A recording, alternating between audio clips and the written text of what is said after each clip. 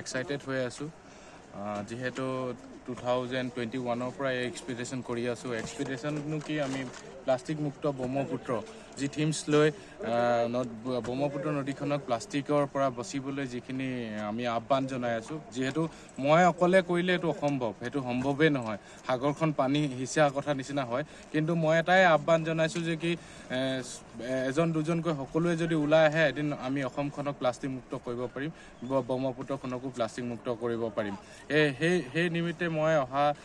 1 তাৰিখে ডিব্ৰুগড়ৰ পৰা এটা 13 দিনীয়া যাত্ৰা আৰম্ভ কৰিছিলো গুৱাহাটীলৈকে আজি হেতু 3 নম্বৰ দিন 3 নম্বৰ দিনৰ মাজুলীত আহি মই বহুতে আনন্দিত হৈছো আৰু মাজুলীবাসী লগতে যি আমাৰ টুৰিজমৰ লগত জড়িত সকলোৱে মোক যি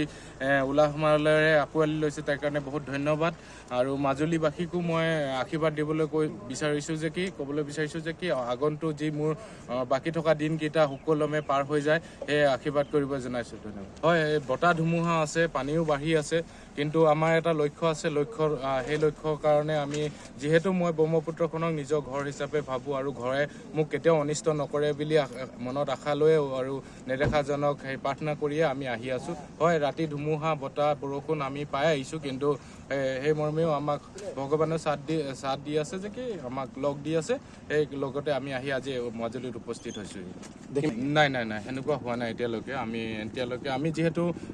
আমি এটা নিৰ্দিষ্ট ডাইৰেকশ্যনত আমি ফ্লো কৰো যেহেতু আমি বেছি হুটতো নাযাওঁ আমি কম হুটতো নাযাওঁ এটা নিৰ্দিষ্ট ডাইৰেকশ্যনত গৈ আছো আৰু হেতুত আমি ভাবো যে কি এতিয়ালৈকে সন্মুখীন হোৱা নাই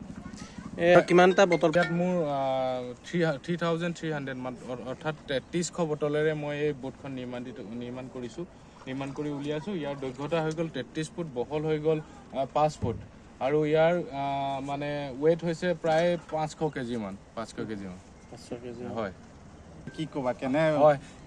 এইটো মানে মুখেদি ক'ব নোৱাৰা ভাষাইদি বুজাব নোৱাৰা এনেকুৱা দৃশ্য যি দৃশ্য মই দেখিছিলো যে কি আহি থাকোতে বহুত আমাৰ এই যিটো হাতী আছে চাপৰিবোৰত ইমানেই ডাঙৰ পেলিকান ইমানেই কমেছে 10 জনীমান পেলিকান বহি আছে তো মই সেই নৰ্মে এটা ফেচবুকত পোষ্ট দিছিলো সক মোৰ লক্ষ্য উদ্দেশ্য জাষ্ট এই পেলিকানখিনি কি আমাক অনিষ্ট কৰিছে যে আমি পানী বটলটো খাইছো হয় কিন্তু আমি পেলাই দিছো তাতকৈ আমি যদি নেপেলা এটা জায়গাত গুটাই থৈ যে আজিকালি বহুত আমাৰ পৌৰ নিগমো বহুত এডভান্সড হৈছে বহুত আমাৰ হেৰিও আহিছে ৰিসাইকেল ইন্ডাষ্ট্ৰি বিলাকো আহিছে যদি আমি দি দিওঁ বা ৰিসাইকেল প্ৰসেস যেনেকে মই বটলৰ ভাবি পাইছো কেনুবাৰে